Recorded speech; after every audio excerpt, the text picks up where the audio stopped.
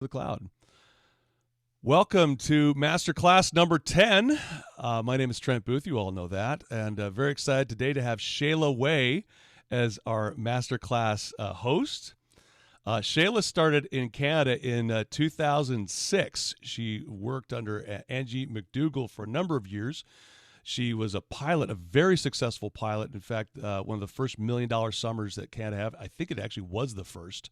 And a $2 million a year. And a lot of times I'm sharing some of the numbers here because we don't get to see a lot of those Team Canada numbers here. But Shayla was the pilot manager for Angie when we achieved those. And Angie had a really great work-life balance, which means that Shayla is doing a lot of the work, as you can imagine. She was promoted to national sales manager in January of 2013. So as we're talking here today, some of the things that she does from a sales promotion perspective is off the chart. And you may be going like, where would she even know how to do that? And a lot of that would have come, I think, from her. She's one of the most exceptional sales managers, sales support people that we've had in company history. And obviously as a national, it says national sales manager, but I think it was sales promotion manager is the actual title there. But in any case, Shayla, after a number of years of just doing excellent sales support and service for the field, in 2017 transitioned back into, actually for the first time, to a district manager. And folks, that's not an easy transition. It's not something you see a lot. You did see it with Al DeLeonardo and with Bruce Goodman, so she's in good company of people having been in a nationals sales support role, going back into the field. And what Shayla has done since then has been truly remarkable. If I've got the math right here, I believe that Shayla has gone from basically one office to about to launch 25 between two divisions, really seeding all of Canada right now. She's ready to promote 4 district managers, I believe, just out of the pilot alone. And she had 3 senior branches this year, which means that they ran branches last year and came back. You're going to see a trend here that Shayla's retention is absolutely off the charts, and we're going to unpack a little bit about why here. So, hey, Shayla, I'm real glad that you're joining us here today. You're a tremendous leader and somebody that I do look up to and appreciate, especially your busy schedule. Thank you for dedicating 90 minutes to us here today in November. So welcome, Shayla. I have to probably unmute you again.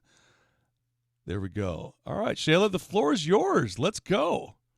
Awesome. Well, thanks for having me. It's great to see so much of Team Canada here. I see even Angie's on today. So hello, everybody. And I'm excited to share some thoughts with you a little bit about how I've been able to scale and really grow the business over the last couple of years. So as Trent mentioned, when I transitioned into becoming a district manager, I did have a lot of experience leading up to that. So I thought I would just share with you guys a little bit about the path that I had over the last couple of years, and then dive into some of the things that I really feel have helped, help with that path. So when you guys take a look here, I opened up my office in 2017 in August. So I had not, normal time to open up a district, but really felt that was the right chapter for me to transition into. And so when I opened up August 1st, it was really, I had to hit the ground running. I did qualify for P Banquet in my first fall with really only having a month of momentum behind me. When I took over the office, there was about 5-6 reps in there, and really just wrapped my arms around that group. And then we finished up just over about 200,000 that campaign. And then that following year, with the development from that month of August, was able to take one person and turn them into a branch the following summer. In Wait, 2018, Shayla, are you saying that one of those 6 that you inherited opened the next year? Is that real? yeah, That's so crazy. Jordan Tejada was a rep that was in that office, just a new rep. So yeah. Well, forgive me for interrupting. I'm probably not done doing that, but that's remarkable. All right, sorry, continue. So we opened up one branch the following year. So then this was my first full year as a DM. So qualified for President's Banquet again, but then the following year we opened up 4 offices, 2 DMs, and 2 branches. Finished at about just over 600,000 in sales, no CSP business, and then finished as number 1 recruiter in North America. And then in 2019 was promoted to DVC, qualified again for P Banquet, and then that year we opened up 9 offices, so 1 DM and should be 8 branches there, and then did just over 800,000, no CSPs, finished number 1 recruit in North America again. And then this past year, what we're currently in right now, just got promoted to DVM in the end of August. and was promoted to take over 2 divisions, qualified for my $40,000 super bonus.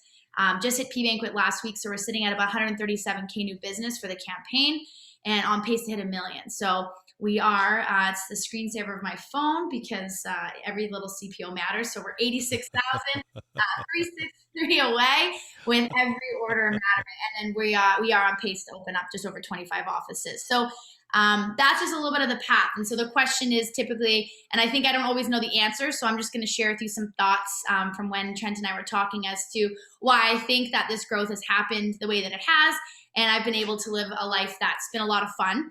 I really think that when I transitioned into running a district office, my why was just really, really clear. I really knew that this is a place I wanted to be. And I really feel that when you're 100% committed, there's not really negotiables. So I was all in. I'm a mom of 2. I've been married for just over 11 years. My son is 8 and my daughter is 5. So when I transitioned to becoming a district, they were 2 and 4. And so I had little kids that I wanted to make sure that I was a mom first and a boss second. And so my vision of what I wanted was to run a business and have that flexibility. And I knew it was going to take a lot of grit and hard work to build up the business that I want. And I knew that it was a 3-year commitment no matter what. And just being really tied in, it wasn't really an option for me to not do well. I have to pay my bills. I have to feed my kids. So it was a matter of how could I do that and have the life I want to live. It wasn't but, it wasn't or, it was and. And so I think for me, it wasn't ever a negotiable if I was going to do PDI. It wasn't really, well, should I run this meeting? If it was in the schedule, it happened. And I started just like with really fundamentals. One of the tips that I wrote down here is walk before you run, building that foundation of what really has to happen every week. One of the amazing things about this virtual world right now is that we are thrown information every second. But if we don't have the fundamentals mastered, none of it matters. So what has to happen every single week to move the business forward? Right? We're recruiting business and then, development. So your interviews, right? As a leader, you're running key interviews. You're leading your training group. You're running team meetings. I always ran Rising Star and Key Staff. That's how you develop leaders. And whether there's one person there or 15 people there, you run the meeting because it has it in the schedule. So I think it's so important you design a schedule that reflects the business that you want. You create the schedule, and we're not always going to feel like we want to do things in the schedule, but if it's in the schedule and we made that plan when we're in a good space, we do the schedule. And so for me, I didn't have this option of like, maybe I'll just do it tonight. It's like I am working today from 7 a.m. until 5, and I have to get everything done before 5 o'clock because I have children I have to go pick up and hockey practice to get to and dance and girlfriends I want to see and all these things. So when I took over, when I transitioned to become a district manager, I worked Mondays, I worked Tuesdays, I worked a really full Monday. I worked till about 4 o'clock on Tuesdays. I did not ever work Wednesdays. And I worked a long Thursday, a Friday, and then, every other Saturday. But I worked when I needed to lead. And so, my first kind of level of development was getting someone helping out with, the last day of training or running interviews. And I scaled things that way. But I always made sure that everything that had to get done in the week got done. And so that would be like the first level of just moving a business forward is consistency, right? After Trent and I were talking, I narrowed it kind of down to 3 things that if I had to put into words, how I've grown my business is number 1 is expectations of myself. Right? I have to have the highest expectations. And if I'm only a level 6, my team's going to be a level 6. So the growth I've had personally and professionally over the years has gone from like a 3 to a 8 to a 10 because I have to get better. So being on this call today is helping you get better, right? And then what are the expectations you have of others? Sometimes I found myself leading in a place of, well, it's just good for right now, so I'll just keep them in there. And being the tougher coach is really hard sometimes. But if my expectations of my division is that I'm working with people that are committed, coachable, and kind, sometimes you have to have those tough conversations and move people out, right?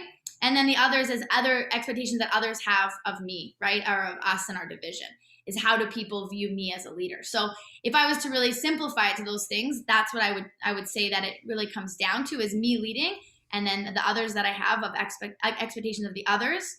And then what expectations do our teams have of us as leaders? right? We can't expect people to be on time if we're not. So those little things really matter. Shayla, I appreciate your intro here, and thanks so much for putting that slide together. It's remarkable to see just how quickly you've rocketed from opening as a district in August of 2017 to within 3 years, running not just one but two divisions. So not just getting the M, which is tricky enough, by the way. So the goal when you get promoted to division coordinator, of course, is to get promoted to division manager. I do want to just point out, in case some of you are new and going, boy, I've been here for 2 years and I'm not a division manager yet. That's normal. Right? So what you're seeing for Shayla and her career track is atypical, but it is also real. It's also true. So the fact that she can go from zero standstill, really, to having a P banquet that first fall would probably be a big part of everything else that kind of came out of that. So, Shayla, can you talk a little bit more to some of the systems and some of those wild commitments to the fundamentals, right? So, especially when you were brand new, starting in August, and I've done it. I've opened an office in August, and it was death, and I didn't develop anybody for the next year from that first month. So, talk to us a little bit about the fundamentals, especially when you were brand new, just getting those things together. And I know you call some things like non-negotiables. Can you walk us through some examples of those? Yeah, so that first fall, I went from working from home, so having a lot of flexibility to, then driving to an office and really having to be intentional when I was there. So the non-negotiables were things that when I was at the office, I was with people. So any of the admin stuff, the planning, that could happen at night when the kids were in bed. But being at the office was super intentional, being with people. And I did what I could in the hours that I had that were going to move the business forward. So running, training, and no, I didn't have enough hours to do 20 PCs, but I could do the top 5, top 10. I could scale things that way. And then really setting out the roles that I wanted to fill. So I knew that, okay, if I'm running interviews, I'm running training, I'm leading these key meetings, we're going to move forward. And I also want to have someone running a Sunday night phone jam and a breakfast club on Saturday and a Head Start phone jam. I just physically can't be doing all those things. So how could I find a way to have this schedule that I made still happen without me doing every single part? So I created a role called our executive assistant. I created a role like our field training coordinator. And I kind of laid out, okay, if I could fill all of these roles, what would that look like? And how is this going to level up my business? And so I just made descriptions of the roles before I found the people. And I think that is one kind of mistake that we can make sometimes as leaders is we get really connected to somebody and we're like, oh, they'd be really good here. And so I encourage you to sort of have this vision of how you would view your organization as you're the CEO, and then these are all departments. So what does your PR department look like? What does your SMRA department look like? What does your giftology department look like? What does, have all of these departments and treat them like you would if you were running any other business, right? I'm going to check in with my field training department. I'm going to check in. And so you create these roles and what they would look like. And then you just get people on the bus. And like Trent said, when I started in August, I had 5, 6 reps, recruited some in August, and then I just got people on the bus. And one of, my favorite stories is this girl, Alana, who was a recruit in September. It was week 1 in September, and I was on this mission of filling these roles. She was at like 1,500 in sales, and I sat her down. I said, hey, this is what we're building. This is what I'm excited about. What are your thoughts on moving into a campus leader? She goes, oh my gosh, or an advertising captain, sorry. She's like, oh my gosh, that'd be amazing. I'd love to be part of what you're building. This sounds awesome. So she put up posters 2 or 3 times a week for me, all campaign. Ended up, she was just finishing up her grade 12 year, did 2 demos a week, but did posters 3 mornings a week, was so tied into our team, kept selling. The second summer moved as an assistant manager. Then she played a role as a PR caller. And then she ran a branch this past summer. So she's been with me since I started, but in different roles. So as an assistant, as a PR caller leader, and then as a branch. And she started and she was promoted to an advertising captain at 1,500. So we just got to remember that we don't start at this place where like we've totally arrived, and that we just got to believe in people and get them in the roles, and they'll grow. They'll rise to the level of expectations. And so I did that, and then we just kept getting those seats filled, getting the seats on the bus filled, and then upgrading. And now you have to fill out like an application to be an assistant in our office, where you have an interview to be an AM, and it's like I ask you questions, right? So the levels of standards have just increased, but that's been over time. So it's just evolved that way, if that helps kind of answer that. Folks, I'll encourage you to drop questions in the chat. You can make this as interactive as you'd like. We're excited to hear from you. So, Brooke is asking, what do you look for in people before putting them in a leadership position? And I heard you reference it earlier, but I'm sure this is going to be a nugget because this is not something you're going to have to think about. I know that you talk about this often. So, what do you look for in people before putting them in any leadership position? People that are committed, coachable, and kind. And those are the core values in our division. So it's really easy when you have a vision and your core values, because then it's just it's there or it's not there. And this actually stemmed, it wasn't something that I just had when I was a district. It actually stemmed from working through staff and butting heads with certain people sometimes, that I was like, man, like just something doesn't feel right here. Like you just don't align with, and your values could be, your cores could be so different than that. But for me, I'm like, what do I really want from people to grow this thing? Well, they just got to be committed. If they're committed to what I'm after, man, we can work together. And if they're coachable and they take feedback well and we can grow, amazing. And if they're kind people, yes, I want you on my team. And if it really to help other people is you just got to love on your team. I mean, if you've sold some knives and you've done some demos, I mean, you can help somebody their first weekend as they navigate the opportunity, right? So that's what I look like. So what do these roles look like? What are the roles? So I think it's grown over the years, but it really started from, having someone that was an advertising captain, having somebody that was a field training coordinator, having someone that helped with events. So just team meeting agendas and things like that.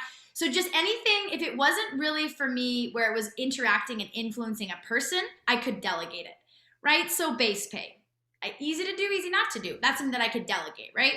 I could delegate things like a team meeting agenda. As much as I love doing all that fun stuff, probably not going to make sense for me as a district manager to be spending a half an hour creating a pretty Word doc, agenda.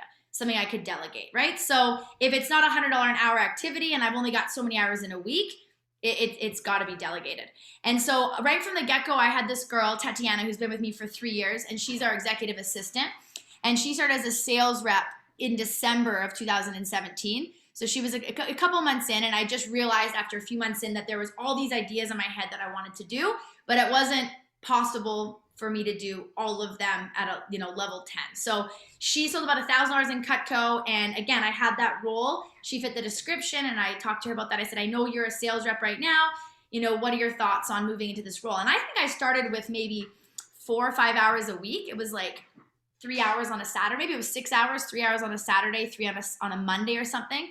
And that's when we had to have reps come to the office to bring their base pay sheets. And I didn't want to be there till 8 o'clock, but I wanted to create this flexibility. So again, I designed this schedule that was good for the business. And then I put myself in it, and then I delegated the other things. So Monday night, she'd come in from like 6 to 9 or 5 to 8. And she could do some of my admin stuff. And then she was there for when reps wanted to pop in the office. Saturday morning, helping us kick off training. She would help with the sample kits and get that all set up so I could have breakfast with my kids on Saturday, get to the office, still execute a good training, but kits were prepped, all the folders ready to go. So we've scaled it now where she's about 17 hours a week and she does stuff for the division, but it just moved the dial that way. And Shayla, a couple questions. One follow-up here from Brooke is asking, do you look at a certain amount in sales before you initiate this? She's not sure if you mentioned it or not. To fill a role, I would say when I was just getting started, no. If I liked them, I just put them in the role and then they would just get good, right? People don't quit on people. So if they're tied into you, they're going to stick around. And I think it's just important you get really clear on what they want, right? A lot of people want to just be part of a team, part of culture. It's not always about money. And I think sometimes we create these expectations that they want in our own heads. Some people, it's definitely money, but a lot of times it's money and culture. Mm-hmm. It's opportunity and money, right? To clarify, Shayla, I hear you saying that you were paying. So it's like if they're putting kits together, I think some of us in the past maybe have brought on an assistant and they may or may not be on pay. We might have an intern, if you will, kind of just helping out with that stuff. You were paying Tatiana to do these things. Yeah, so I paid her $15 an hour, and right from the get-go, and I would just make sure that I committed to 6 hours a week with her. So I just had to find things for her to do every week because I Mhm. wasn't going to let her down. So it wasn't a matter of if my office wasn't doing well, I mean, I may had to make sure it was doing well because I had to pay her to do something. So I was committed to that. And anything that I just found throughout the week that could be delegated, that if it didn't matter if I did it or someone else, it just had to get done, and just letting go of perfection.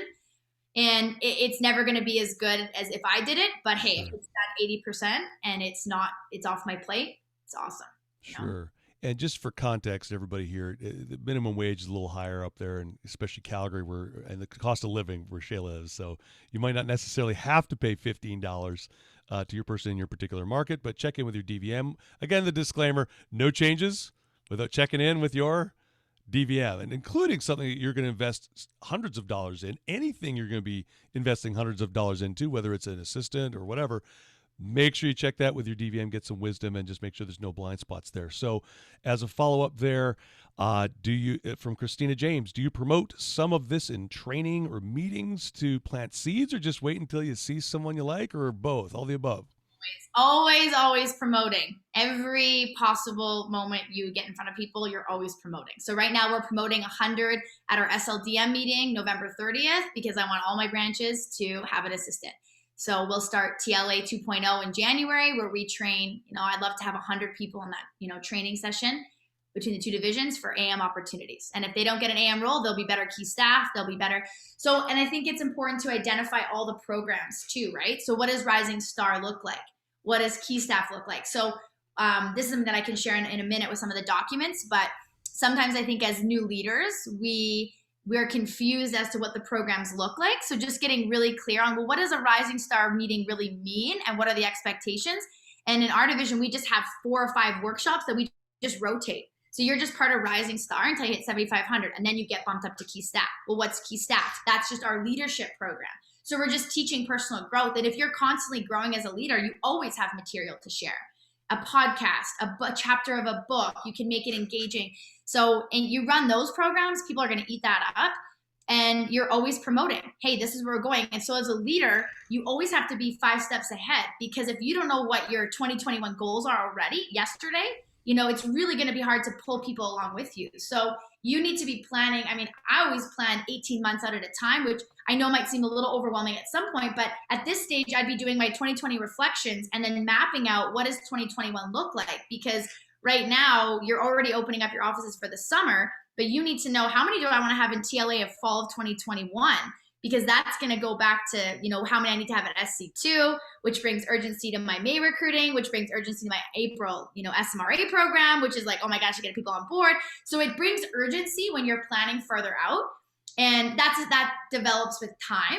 But if you really are clear on what you want to have happen in 2021, I mean, it starts like yesterday, right? Because you're trying to get those leaders tied into you for January, so you can work with them January, February. You've got everyone trained and kicking off. Now, I've been in situations where, I have grown over the last few years with development, but my 2000 and I want to say 18 summer, so going into my first full summer, I had a right-hand person committed to me, and I just wasn't really, it just wasn't working. Like he just wasn't 100% on board. And so I had a conversation with Angie, and she's like, I think, you got to have more confidence in just, you can do this. And I'm like, oh gosh. So, I just kind of cut ties with him. And then a week before our summer kickoff, took one of our sales reps that was $7,000.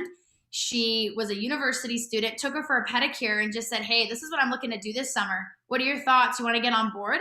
She was at 7-8 grand 1 week before the summer kickoff.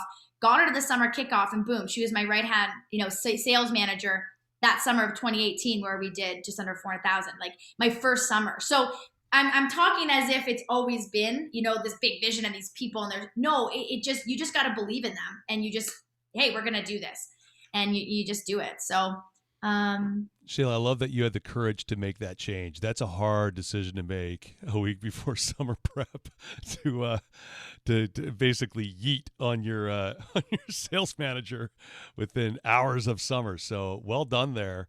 And obviously, having the right people on the bus, I think, is part of that principle that you were Great move too, going to Angie and just saying, "Hey, I'm stuck here." Like, I know we were having conversations back then as well, and it wasn't just like one thing. You worked and tried to rehab that development candidate, and then just didn't work here. But following up here, question here is from Lindsay. Hey, Lindsay, for AMs and BM candidates, would you start them in a department head role and then have them transition to other roles, or would they just learn all the department head roles from the beginning? Like this question.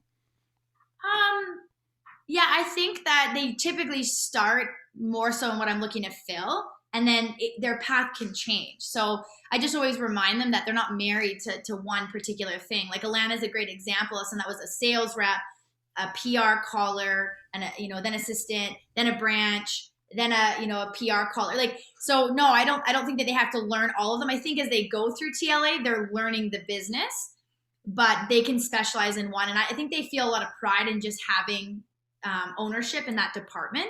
So right now I have a girl that's leading our SMRA department. So she's responsible, again, a delegation thing where I do the interviewing for SMRAs, I do the training for SMRAs, but she is collecting all the timesheets, for example. So I don't want to have 8 people emailing me their timesheets and then I got to put the email together. I'm like, okay, Anna, what I need you to do is collect all the timesheets into one email, send me that email Sunday night so I can send it in. And so I pay her 50 cents more an hour, but it's taking off probably 30 minutes to an hour off my plate of collecting the timesheets, putting them in an email. And it's so simple. I get it Sunday night, I forward it to home office, it's done. So I think that I think it's important for them to know all the parts of the business, like have an idea of what an SMRA is and a PR caller and those kinds of things.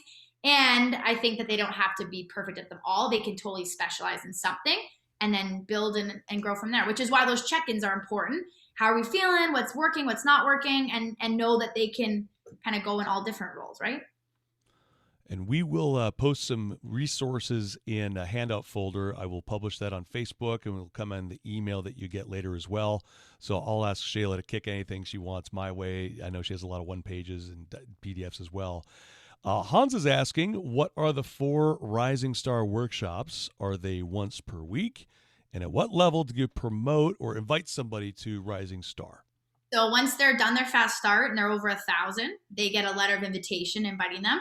And we just rotate between phoning, recos, closing, and time management. So we run them bi-weekly. In the summer, we run them weekly. And then once they hit 7,500 and there's a few things they have to check up on their card, then they get promoted to key staff. Cool. It'd be great to drop that card in the resource there at some point. And that's a way to develop leaders really quickly, is that if you're in a small place in your business where you have even 3 or 4 people at Rising Star, you say, hey, I'm looking to promote to assistant managers by January, and this is what I'm looking for. I'm looking for people that they're committed to the opportunity and providing that for other people. They're coachable and they're kind. So if you're open to that, let me know. And I'd love to chat with you more about that opportunity. So you plant that seed there. You plant it at your team meetings, right? Your vision sharing. You plant that in training. Hey, this is what we're doing. So kind of sidetracked answering that question earlier with the planning, but the further ahead you are in what you want, the more confidence that gives you in right now. And then it's way easier to talk about because you're not pulling things. I think I want to get 5 assistants. Like, it's like I need to have 7 assistants, right? So you get that. And even in this fall, right, as we transition from summer to fall, I like to have 7 on staff, and I think for the month of September I only had 2, and so I just said by October 1 we're adding 5. And and my pilot manager's on here, Johnny. He's like, okay, and we promoted 5 more. 1 dropped, and then the next week we promoted another one, and so we're moving those leaders forward, and the growth that they've had just from September to now is like night and day. So you just get people on the bus and they'll grow, and it also holds you accountable. Sometimes we show up more for other people than we do for ourselves. So by having a staff makes you actually prepare your information, makes you look at a reflection of last week, holds you accountable to meeting. You run better team meetings because you actually have to plan stuff. You can have themes at your team meetings. You can have monthly goals that you share. You can have different contests. So having a group of people, and they tie into what you're building because they're excited to share. So having a staff, even if it's one person, just partner with one person and then build onto 2 and build onto 3. Shayla, going back to your non-negotiables, year 1, year 2, your non-negotiables, if I understand it right, were not all the interviews, but key interviews. I'd be curious to hear what you would consider them to have been back in the day. training and rising star and meeting with, I think you said top 5 to 10 reps. Is this about right? And that Yeah. was key. PDI, yeah. Okay, so these are the non-negotiables. So PDI, PCs with your top 5 to 10 reps. How many interviews a week were you running when you were brand new? I'm assuming probably most, all. Yeah. Oh yeah. I think Bianca was an assistant then, so she probably ran one or two. But yeah, I would say most of them. Oh, Bianca's on this call now. That seemed to have worked out pretty good. Did she get a pedicure in there too? Was that one of the? I'm sure we've gone for It pedicures. seems to be like a way to recruit. No, Awesome. we didn't go for pedicures, but you take me for food. It's okay. I like food. That's fun. Excellent. So most of the interviews, you're running the training. You got Rising Star, and you scaled it pretty quickly there. Good. And I We're would gonna. say on that point is that I was just doing my job. Like my job as a district manager is to recruit and train and develop people. So it's even in my level where I'm at right now. I mean, as there's something that I listened to recently where it's like or a book that I read called The Motive, and it's all about the CEO. And as the CEO advances, sometimes we want the title and we're like, oh yeah, well when I arrive at this level, I'm just gonna have to do less. It's actually the opposite. The higher up you get, the more people you lead, the harder and the more you work. And this past fall, one of the decisions I made is I'm making moves to this PR program. And every Monday with my staff, I make PR callers to old names for 2 hours. And it is, I mean, we're at 137K new business. And that's the reason that we're going to hit 1 million. There's nothing in my schedule I've changed, but I made that decision. And don't get me wrong, there's times where I'm like, this is super flexible and this is awesome and this is great. But I'm still up, working long hours because if I'm going to make the big paycheck, I'm going to put the big hours in. And so I was just doing my job. I was being a district manager, which is recruiting people, training people, and not just like pushing play and hoping it works out. I mean, this is like any business. What you put in, you get out. And there's a million and one ways to get there. And whether it's that way or this way or this way, you can create success, but you got to put the work in. I mean, you put 40 hours of work into this job, man, you're making a kick-ass paycheck. So believe in people and show up. Shayla, I would love to transition here. This time is flying. We're already 35 minutes in. Retention. If you're a manager in Shayla's organization, you don't leave.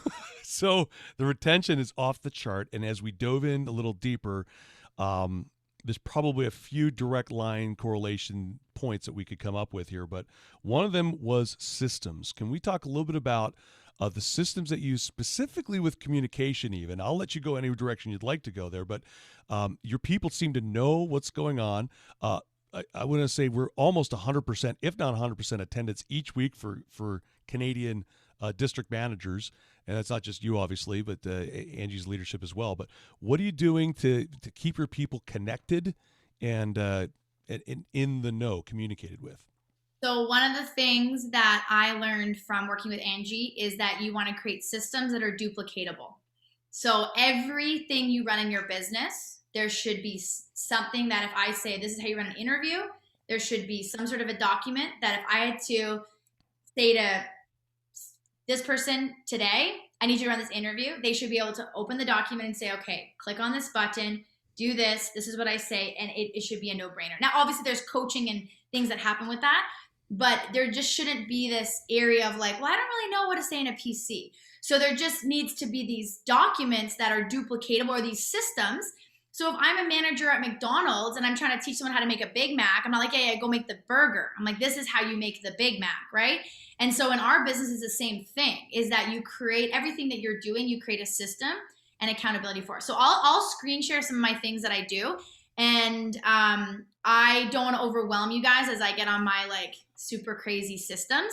So what I would say as I share some of this stuff is just take what you could do like right now and know that some of this stuff started very simple and it's grown over the last 3 years. Okay. So I'm going to share my, this Google Doc with you that just has things that my executive assistant does that has grown over the years. So when we first started this, she was at like 6 hours a week. So I would have Saturday jobs and Monday jobs. Now this has grown to things and this is coming from ideas that I get at events like this. And I'm like, oh, that'd be a good idea.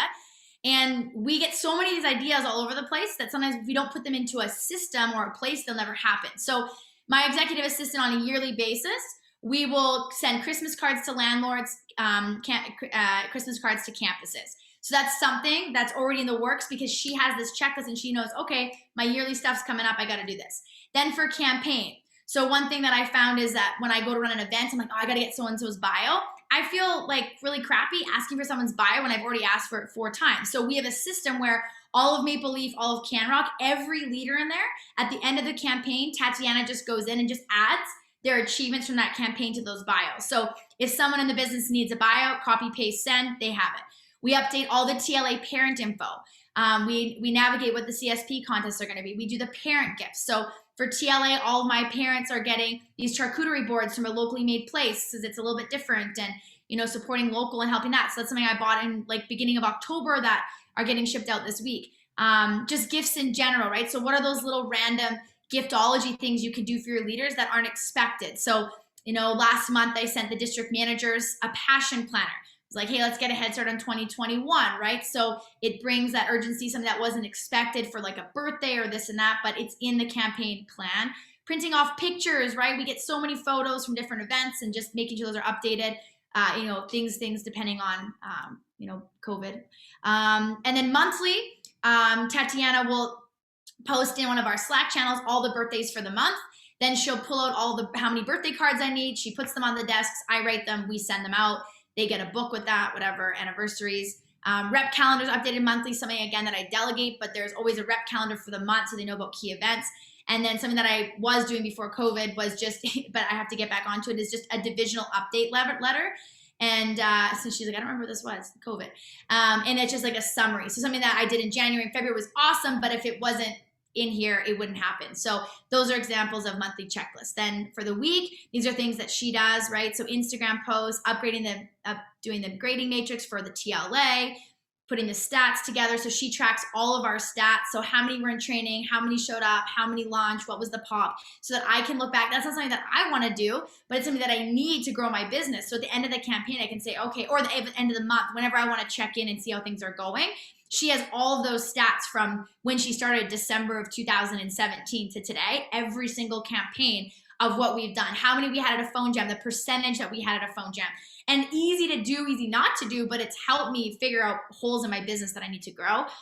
Sending out reps to the top reps or sending out newsletters to the top reps in the division. So she'll print those off, put them on my desk, and I can send them. PR texting, different things like that. And then we've added some other people, like Alyssa's our division sales promotion.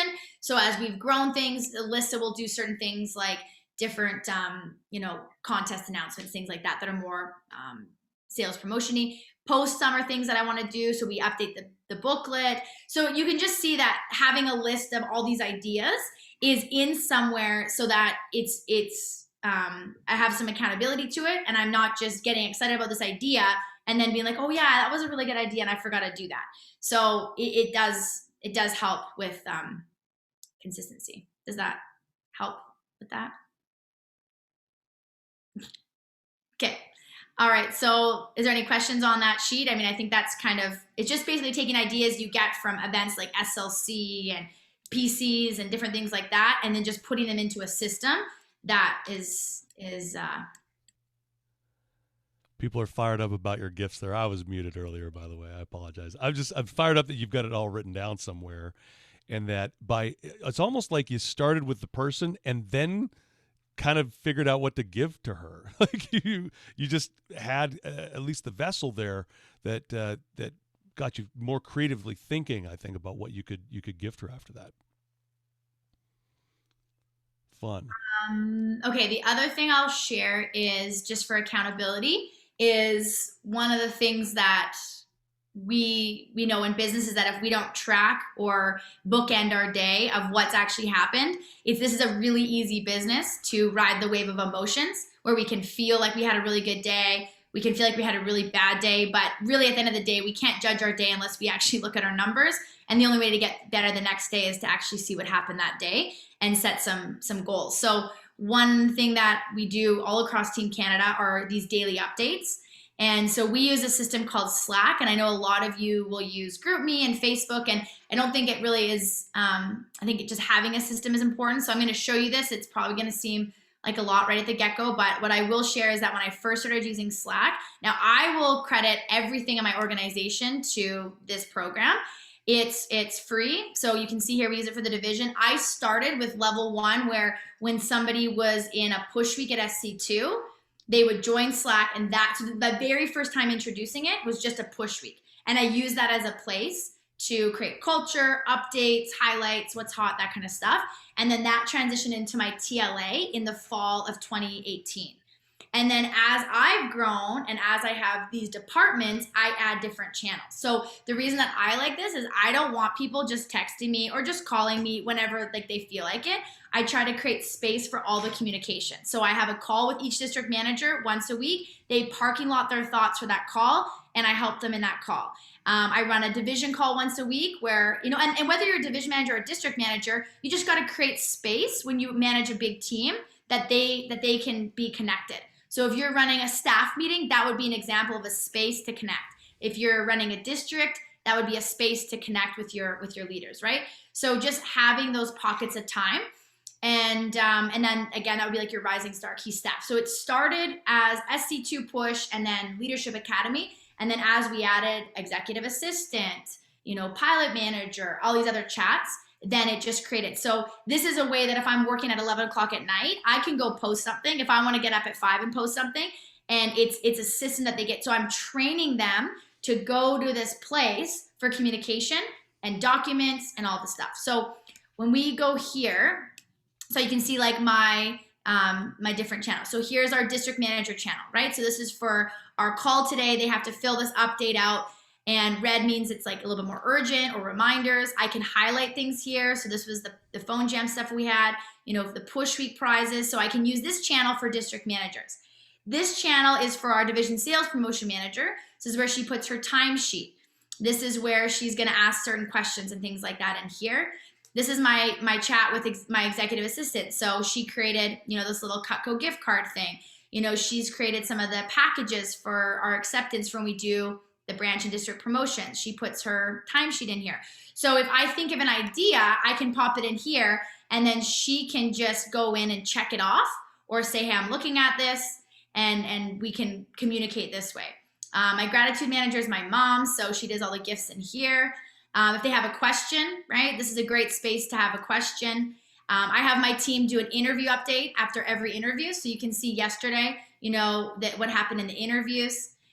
We have a space for key staff, leadership academy. So when I run TLA, we post our grading matrix points so they can see where they're ranked for their territories, their savings updates. I'll put in the different like recordings I have. So if they miss something, they can just go in here and watch it and post notes, right? So here's like my TLA number 8. They can watch the link, and if they missed it or want to rewatch it. And then as we've created our districts, we've got the different districts here, the different teams. So I can check in on, Team Ottawa and see what Ottawa's doing, right? And see their hot news and can go and like it. I got our pilot manager chat, right? So we can chat in here. Office communications is what I use for our staff. So you can see our agendas posted for this week. People can check mark it. We can post the calendars, our SLDM list, contests, things like that. PC. So when they do a PC, we use this document here. So they'll do a PC. So Rick's day for PC, they put in all the info. And then I know that, again, this is an example of like a system I'm scaling where I know that exactly what was covered in a PC. So I know that this is their schedule looks like. So they didn't go through the top 10, but social media posts, those types of things. And this might not have been the completed one, but I can see exactly, and then I can give them feedback on, hey, this looks great, challenge their thinking, that kind of thing. Another example of, a PC with the rep, right? So what's in it for them? And it's just scalable there. We've got like our SMRA team, so different postings that are happening.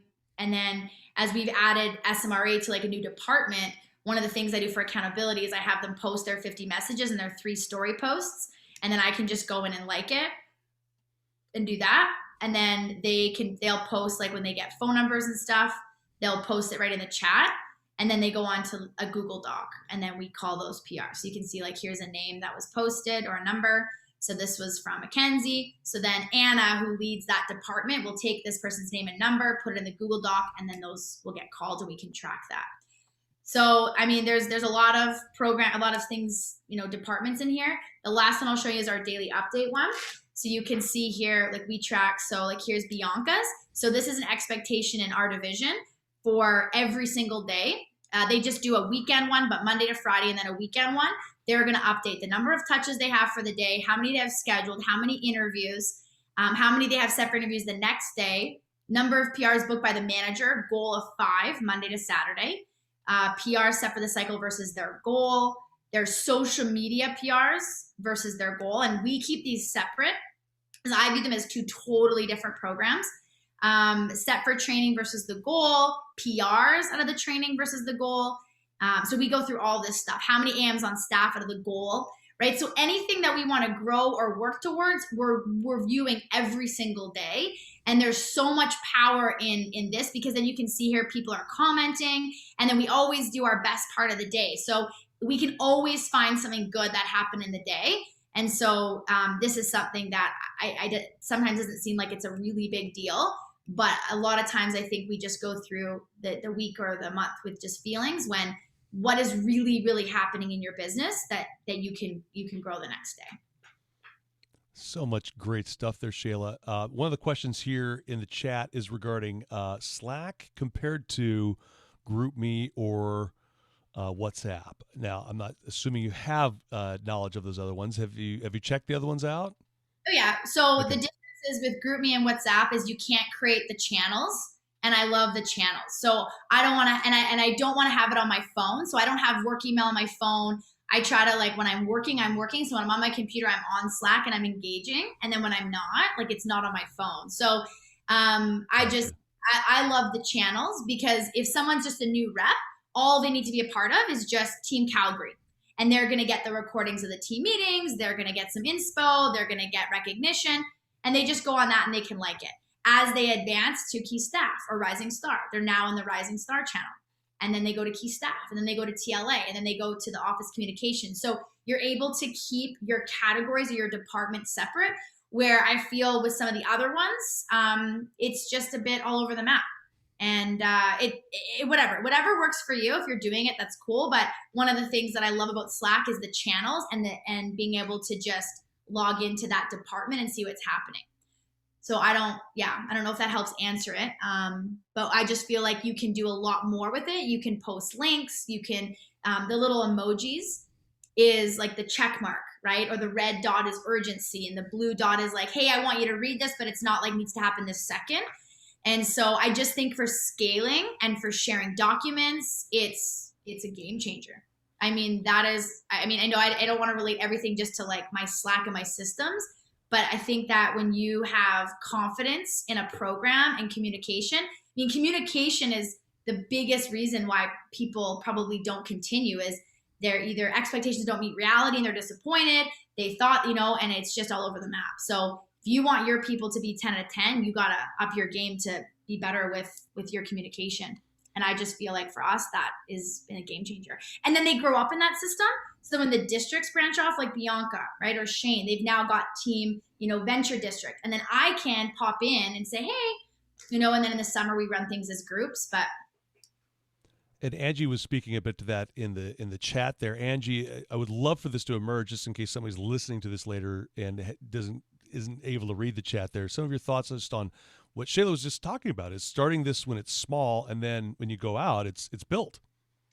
Yeah. I just know from experience, and then specifically with Shayla, is that it's really easy when somebody's new and building the business, that when we can do it all ourselves, we're the me, myself incorporated business. We don't sometimes see the reason to create these systems. So we're like, that actually is more work for me right now when I'm doing it all. So why do I need all this? And the big picture is your goal, hopefully, or at least our goal, isn't to do it all the time, because you actually physically can't manage the biggest business you want to create. You need staff. So what we've seen happen is when people don't set up the system that will hold and be able to scale the business, then when the summer hits or you start to surge and you have all these people, I hear a common thing, which is, I wasn't ready, and now I can't manage all these people, and I missed the window to capitalize on that. But if the system was in place already, then when the team grows, you're like, boom, I got the net that's going to catch them, and I'm going to be able to put this development into that's going to step up, and then boom, we can exponentially grow. And so it seems when we're new that it's a waste of time, because you're like, I'm doing it all anyway. Who am I updating this for? Why am I doing this thing? Why am I creating this channel? Because that's not how you want to do. You want to build it, right? But you gotta, it's almost like, field of dreams. Build it and they will come. But that's something that Shayla's done well, is that even when it was really small, it was, okay, what's the system so that when I attract all of these people and I retain them, we have the ability to grow quickly versus, missing the window, right? That's what it's gonna. This is great. Shayla, as we dove in yesterday, we were talking a little bit about just retention and how that's happened, and some of that is, again, the confidence. Trent, you're really low. Your volume went way down, Trent. Yeah. Appreciate that. How's that? Is that better? I had to plug it back in. When I kick it, technology is awesome until it's not. So we were talking yesterday about retention and how you've kept so many people. And I think when we're looking at Slack, we're looking at KRAs every single day and everything that's important. It strikes me that you have relationships with your people with context. So when you're having these brief calls with your managers, can you walk us through a little bit about how that's functioning and how that's working? If you're having weekly group calls and then also the one-on-one, you're busy. So now you've got this big pilot that's shipping a ton, but you're also finding time to speak to each of your managers. Walk us through how does that function? How does that work? Yeah, so are you looking for how I fit it in my schedule, or what I cover? The schedule, and what are you covering? Yeah, give us a bit of an average day in the life. Yeah, so we will do our weekly calls. Usually they'll either happen on Tuesday or Friday, somewhere in there around everything else. Yeah, it's important for me that, I just remember how, Angie is so important. Talking to any coach or mentor in the business is so important. And so I think that, venting up and be able to have that space to connect is important to me. I care about every single person doing well in the business. It's my brand, it's my business. And so, for me to help them open up a business, it's important that I'm there for them to help them do well. So yeah, I create space for them every week. They're probably the only layer of the business that knows they can call or text me and I'm not going to be upset about it. They're really good at respecting my days off and things like that. But I would say that, yeah, they're really important to our division. And if they're growing and moving forward, then everything's moving forward and growing. And so it's a check-in. How are you? What's going on in your personal life? Lots of times we're just chit-chatting and connecting, really. And then it depends on what's happening in the business, but who's impressing you? How's Leadership Academy? How are you feeling about certain things? It's just a check-in. We review their business plan sometimes, where it's where are you at? What are you working towards? So yeah, that's why I do what I do, is I love connecting with them. So sure. And if I hear you right, you're talking to each one of your district managers every week. Correct. Right. And there might be exceptions to that, but 3 to 4 times a month, you're connecting with these individuals one-on-one. Yes. Fired up. That's cool. Let me ask you about this here, Shayla, and we're going to come back to the chat here in just a second here. But if we're talking about retention, what else do you think is contributing to just keeping people for so long? People are sticking around beyond the fact that they're selling some knives. What is helping retain people in Canada? What's some of the secret sauce? I would say it's our culture around gratitude. Is that if you're grateful, you can't be stressed. And we kick off every staff meeting with with thank you cards. So when COVID hit, we ran daily gratitude calls in the morning. So to stay connected and grateful and just really centered around what we can control. I mailed out thank you cards to every single person and some stamps. So even virtually we can do that. So it's just kind of an expectation that we kick off our staff meetings with being grateful for people. And I think that has the ripple effect across the feel of the division, is that when my staff of 8 of us kicks off a staff meeting once a week and we're mailing out 2 cards a person, to a new baby rep, they get that. They're going to feel pretty good. And I think it always feels good to thank people or appreciate people. And we're always busy. Vector's a busy business. And so we just want to be busy with intention. So I would say our culture around gratitude, one thing that we're doing to finish over $1 million for the year is when we hit 1 million, we're going to donate to $1,000 to charities locally within Calgary to make an impact. And so I think people like being a part of something bigger than just sales and leadership. I mean, I have to attribute to some of it to probably the gratitude part. That was my word of the year, was grateful. I got it tattooed on my wrist, so I'm pretty being grateful. But no, I do think that I would say that it's probably the culture around that, and they know I care about them. It's not just about another sale; they're people. So John Fiacco posted this in the chat, but we were acknowledging that you won the Marty Dimitrovich Award this year as well for some of this work, contributing back into the community, really. So did you pick Grateful before COVID? You picked that like at the beginning of the year? Yeah. And then you stuck to your guns. You're like, you know what? We're going to stay grateful. To me, it's just a powerful place to lead. Is if I'm grateful, I think sometimes as we can probably get a little, I don't know, maybe not appreciative of what people have to do. And I mean, I've had every role in this business, and it's hard. It's hard to be an AM. It's hard to be a sales rep. It's, so if people appreciate you and they care about you, why wouldn't you want to stay? And I think my vision is to just really help people get this experience. Not I think it is. To get people to get the experience that I've been given. I wouldn't be who I am. I wouldn't have done what I have without Vector. And, my personal and professional brand are so, like, I'm just so convicted in it that it's not like, well, I hope it works out for you. If I'm going to recruit you and train you, like, I want you to do really well. And I'm going to pour into you and be really grateful for everything you do. We had such a contracted agenda at SLC this year. Normally you'd have had an opportunity to explain a little bit more about what you did this year in terms of the contributions to your community there. Can you unpack a little bit about some of the just philanthropic moves that you guys made in your team this year? So as soon as COVID hit, everybody's reaction was freaked out, anxiety, like it was not good. And I just didn't really have an option to not just step up and lead. I didn't know what was going to happen. So it really just came to, what do I know that's like a safe spot? That's something that I can totally do right now. And I can get this group of people on Zoom every day, 8:00, and get their butts out of bed. I can get them focused on a win for the day. And if we can do that, like, we'll be in a better place than if we're just lost. So we started that week 1.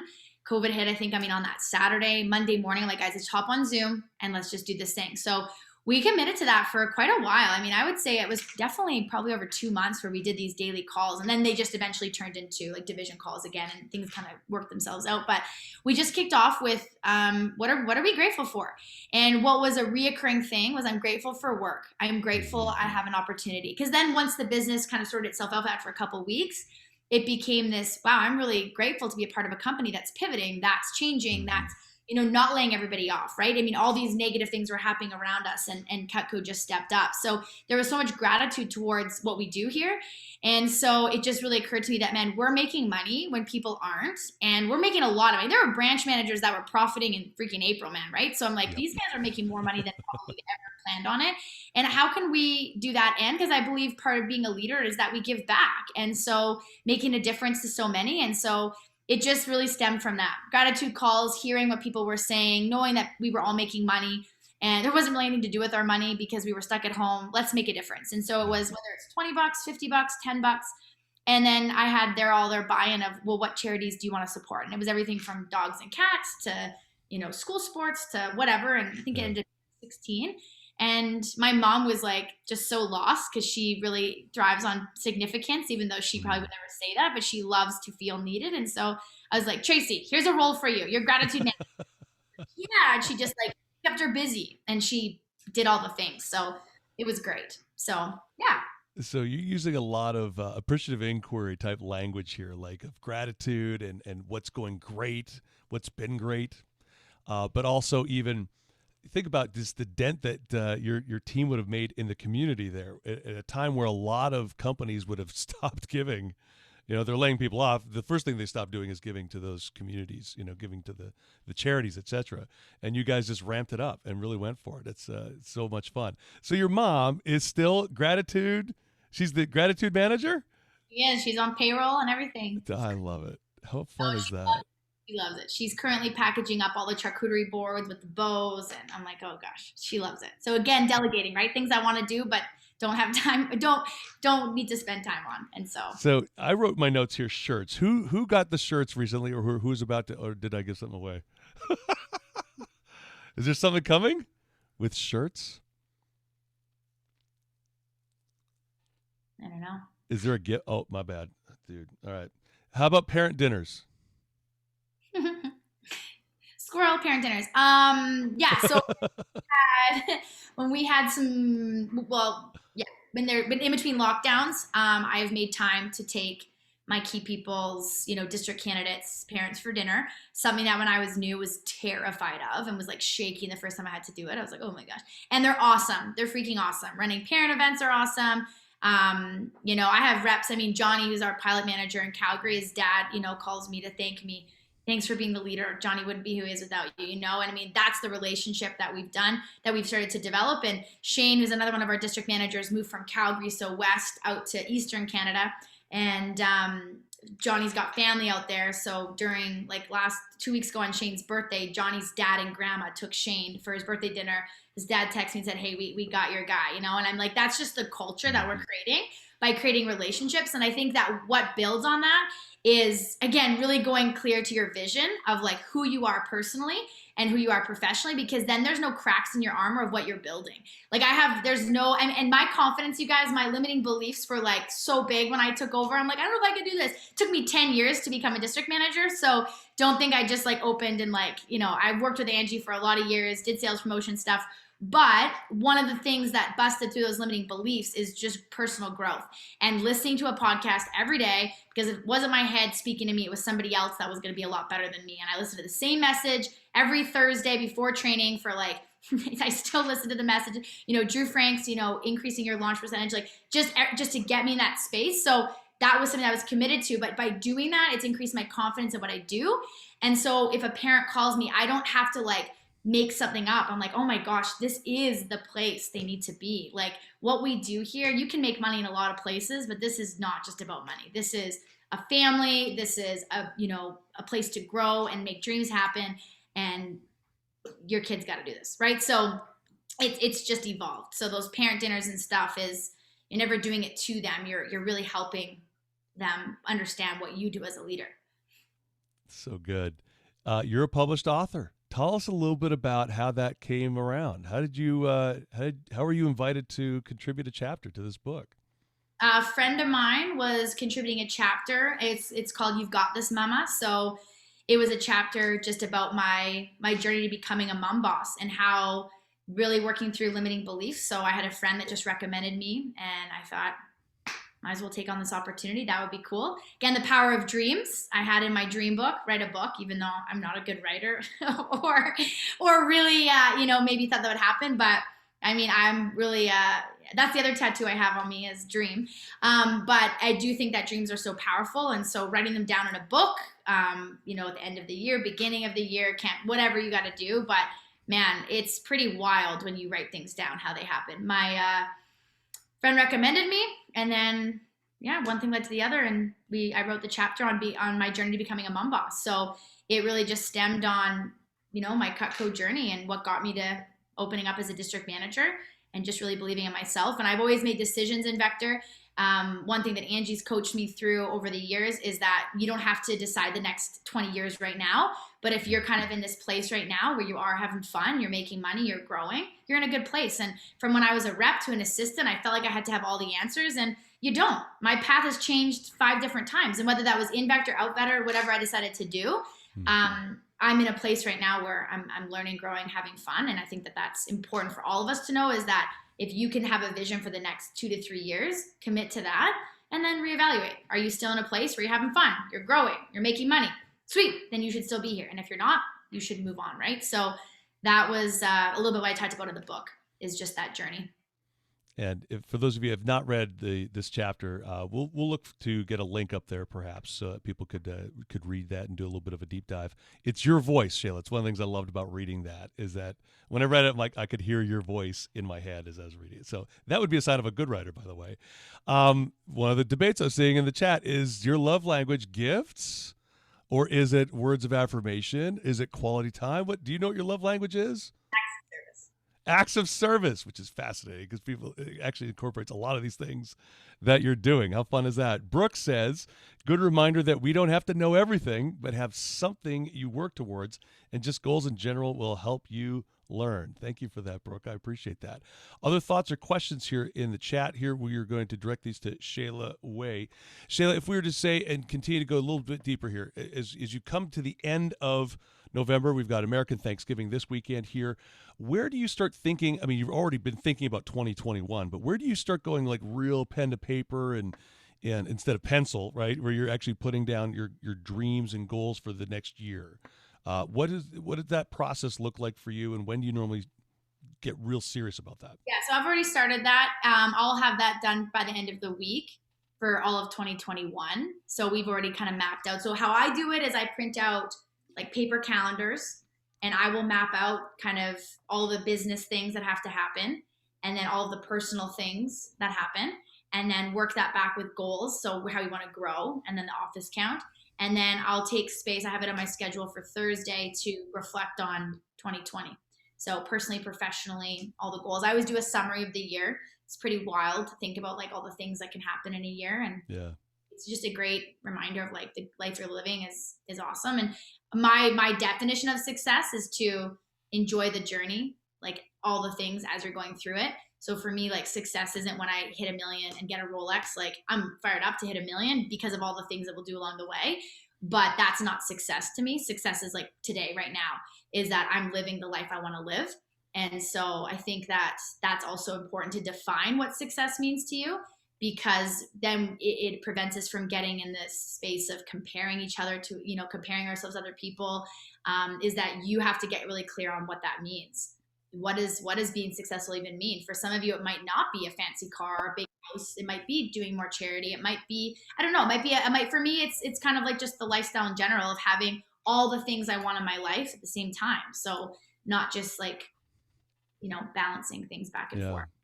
So, a friend of mine, actually my wife's, she was a lawyer, and when she wanted to have kids, she basically just quit. She put the career on hold.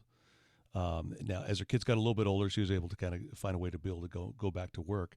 But if we've got some people, either they're developing women in the business, and they would perhaps then want to be able to speak to this, and or if a woman in the business right now is thinking about maybe having a family, that could be a daunting thing as an executive. What counsel or advice would you have for somebody that's kind of kicking that around, or even if it's just rattling in the brain? I think that would, be a goal or a dream that someone's working towards. So when you're really clear on what you want to have happen, it's going to create more urgency to getting that in place sooner. So then the next step would be getting the development in place that you feel really confident with people stepping in and running the business, and then just saving money. So I know like one thing that Angie did, I had my kids before I was running a vector office, but Angie saved up a certain amount of money so that if all went to heck, she would be able to financially move forward. And I think that with things being virtual, that also is a bit of a game changer. Mm-hmm. In some ways, I think, that definitely allows some flexibility where you probably could run a couple interviews in the morning, play with your kids, and then work again at night. So you could set up a schedule that way. But yeah, I would say having a goal of a timeline of when ideally, but how that would look. And then saving money. So, cash is going to give you that confidence to step away for a few months and do that. And then having, the development. But it's possible. Yeah, it's totally possible. What does leveling up look like for Shayla Wey in 2021 and beyond? What are some of the things that you're working on next, in or out of the business? What am I working on? I would say I'm working on ways to create more systems, things, but in like a video way. So an example would be recording, like in my advanced training, having a 1-page doc. So if they miss the advanced training session, I have this recording available. That's going to be the next best thing. And then like a checklist of what we reviewed, those types of things. So just finding ways that I can really help the branch managers run a business that's really like leveled up and scalable, so that if someone misses advanced training, they don't feel like they have got to do 3 advanced training catch-ups the next day and the next day, and that this person's not failing. So those are the things that I'm working on right now, is just really fine tuning.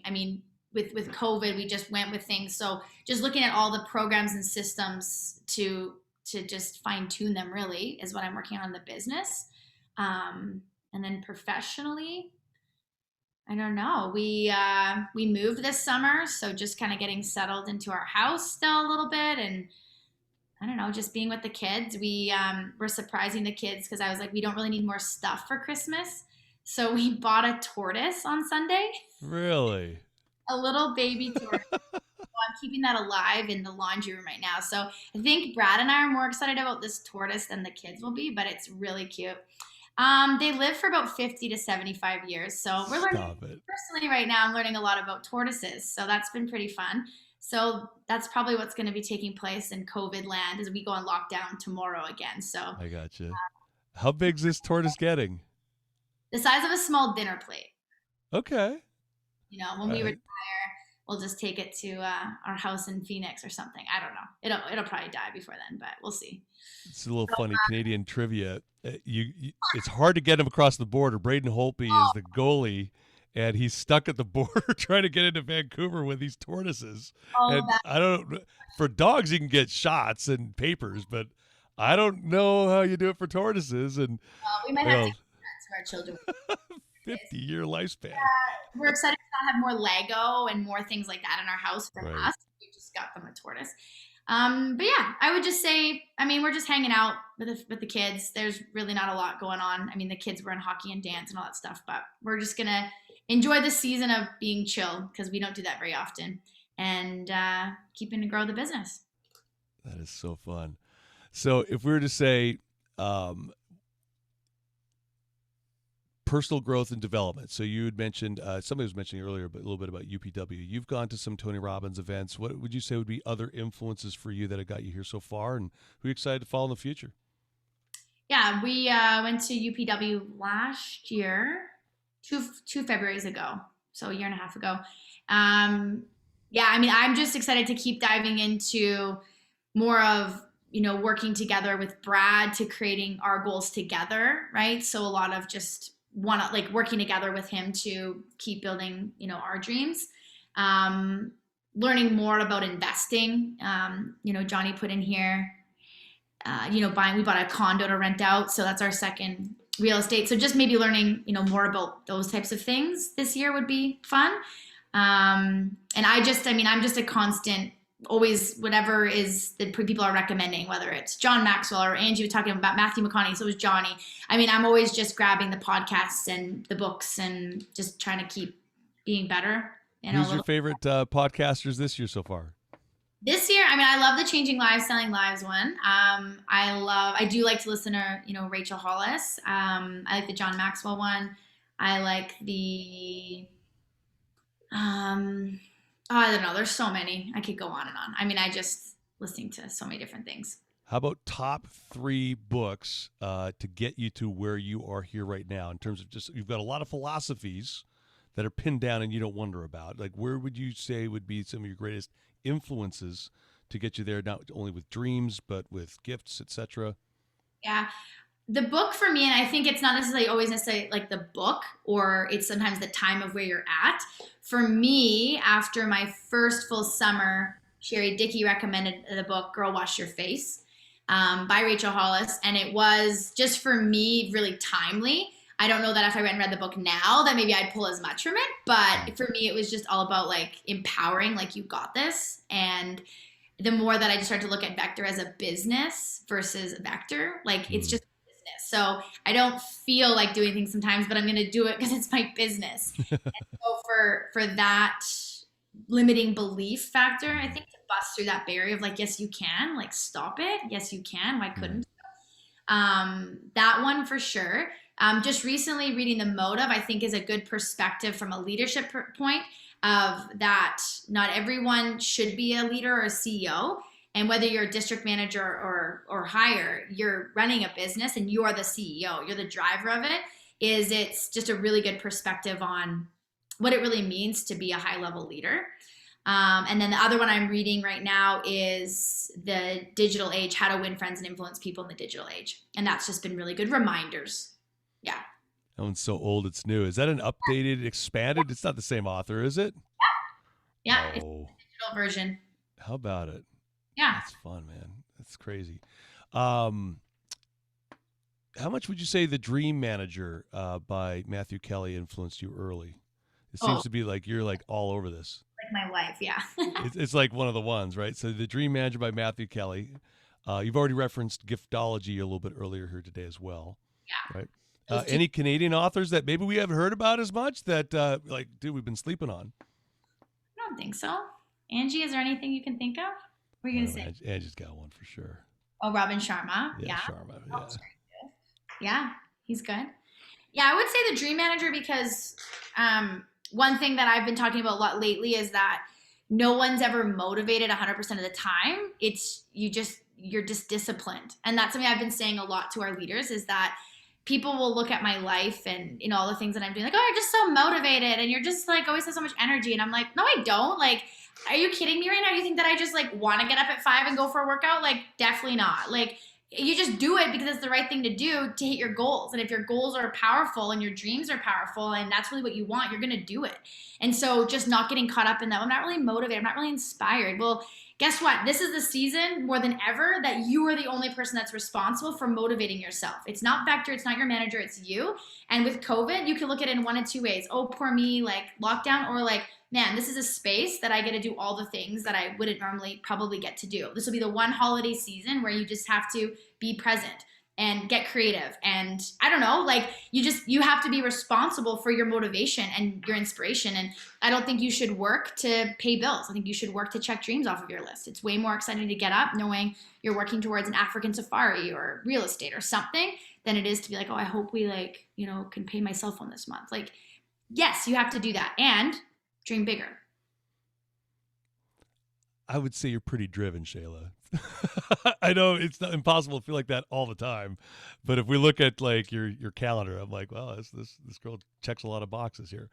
So if we were to say parting shots, final thoughts here going into the holiday here for Team USA, Team Canada. Obviously, you got no Grey Cup this weekend. That sucks. What's final thoughts here? Final parting shots, secret sauce, nuggets. What you got for us? Here's my final thoughts. Have a vision of like, what do you want? Why do you want it? How are you going to get there? And that's something that I revisit all the time, every campaign, every year. So this is this perfect window of opportunity as you navigate the next 6 to 8 weeks is I would plan 2021, at least have a vision for that. And I would get your January calendar done by December 1st. Because what happens when we get out of routine is we can get a little off track. So if you can bridge the gap over like the shoulder season between campaigns when your schedule's a little different, maybe your habits and eating are a little different, is plan that schedule so there's no room for error, and then really have that vision of 2021. So what are your core values of your district? What spots do you want to fill? What positions are you looking to promote, right? How do you want to build on that? And really identify what's your personal brand and then what's your professional brand. So living a life that's exciting outside of the business is so important for retaining and developing people because you're only going to attract people to the level that you are. And if you're someone that's like, oh, I work all the time. Oh my gosh, I worked all weekend. And you're not talking about what you're doing with your family or your friends or working out or reading, and you don't bring anything to the table besides Vector, no one is going to want to duplicate that lifestyle. Absolutely not. And then just walk before you run. Right? Build that foundation and build from there. And you all can, take the key fundamentals of this business and just start with the basics and then build those layers from there. You've got this. Shayla, thank you so much for investing into our group here. I counted about 61, I think, as the high water mark at some point today. John Fiacco might have actually tracked a different number, but really appreciate everybody supporting the work here that we're doing with the masterclass. But this investment here that you've made into us today, Shayla, we've got a lot of nuggets today and a lot of benefit from working with you. So thank you so much for investing into us and taking the time. You bet. Thank you. All right, we're going to stick around for a little bit, but I'm going to hit stop in the recording. We can give little jazz hands a little round of applause for Shayla Wey.